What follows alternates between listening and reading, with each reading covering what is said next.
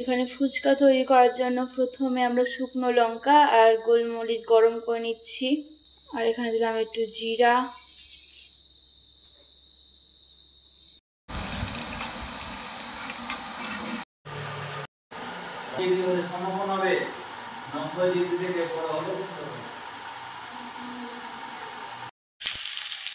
আজকে ফুচকাটা আমরা সবকিছু ভেজে ভেজে করব। তো প্রথমে আমি এখানে দিয়ে দিয়েছি জিরা এবং পেঁয়াজ দিয়ে দিলাম, এখানে দিচ্ছি কাঁচা লঙ্কা আর টমেটো দিয়ে দিচ্ছি, তাহলে টেস্টটা বেশ সুন্দর হবে। এবার দিয়ে দিলাম লবণ,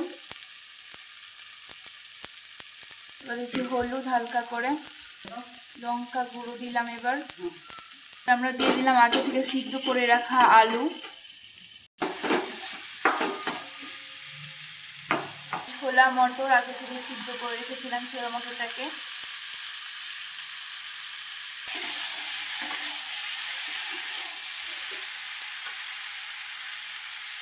আলুগুলোকে ভালো করে ভেঙে ভেঙে দিচ্ছি।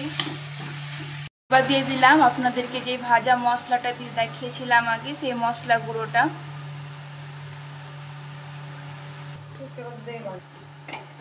দেখুন আমাদের এটা আলু ভাজাটা খুব ভালো করে হয়ে গেছে। এবার আমরা এটাকে নামিয়ে নিব। এখানে এখন আমরা তেঁতুলটাকে গুলে নিচ্ছি জলের ভিতরে।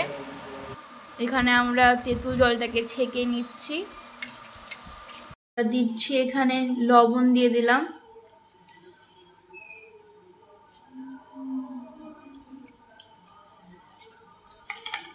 ভেজে রাখা গুঁড়োও দিয়ে দিলাম। এবার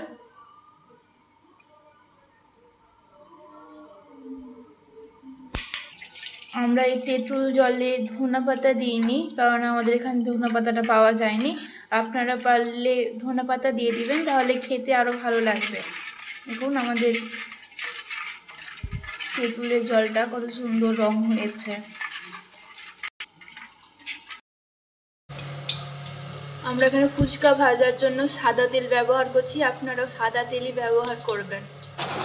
এখানে আমরা সেই বাজারে কিনে পাওয়া যায় প্যাকেটের ফুচকাগুলো ভাজবো।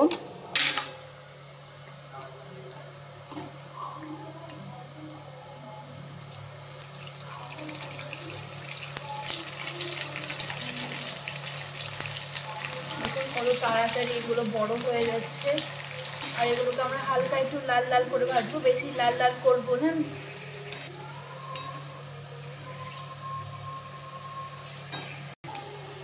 এখান থেকে আবার তুলে হাঁড়িতে রেখে দিচ্ছি।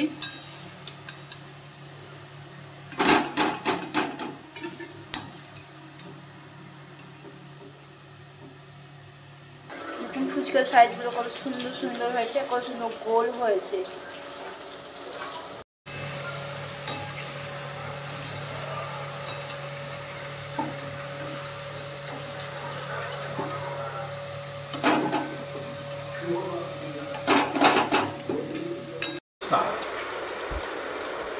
ঘরের তৈরি করা ফুচকা,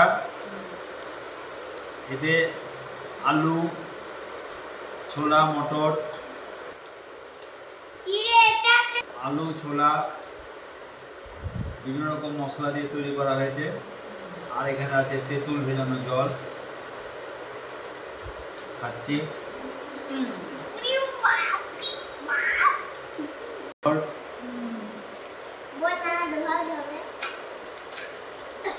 টেস্ট হয়েছে ফুচকা, ভালো করে বলো।